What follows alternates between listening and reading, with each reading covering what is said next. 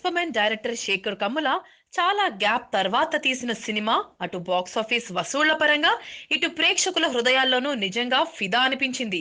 అచ్చ తెలంగాణ యాసలో సాయి పల్లవి పర్ఫార్మెన్స్ కి యావత్ తెలంగాణ ఖుష్ అయిపోయింది. ఏకంగా సీఎం కేసీఆర్ మస్తు మస్తు ఖుషీగా సాయి పల్లవిని అభినందించిండ్రు. నాగబాబు తనయుడు వరుణ్ తేజ్, సాయి పల్లవి ప్రధాన పాత్రలో తెరకెక్కిన ఈ సినిమా అమెరికా అబ్బాయి తెలంగాణ అమ్మాయి మధ్య సాగే అందమైన ప్రేమాయణం నేపథ్యంలో రూపొందింది. ఈ సినిమాల హీరోకు వదినగా, హీరోయిన్ కు అక్కగా నటించిన శరణ్య ప్రదీప్ తెలుగు వాళ్ళ హృదయాలను దోచుకుందనే చెప్పాలా. తన చక్కని సహజమైన నటనతో రేణుక పాత్రకు పూర్తి న్యాయం చేసిందనే చెప్పాలా.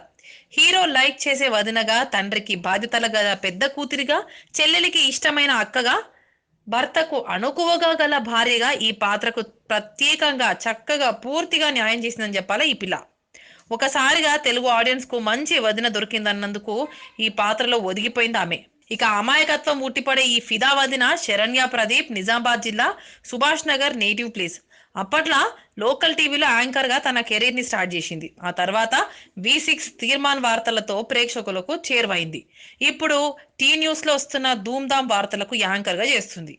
అయితే ఈ టైంలలో ఫిదా సినిమాకు ఆడిషన్ జరుగుతున్నాయని తెలిసి జల్దీ పోయి సెలెక్ట్ అయిపోయింది.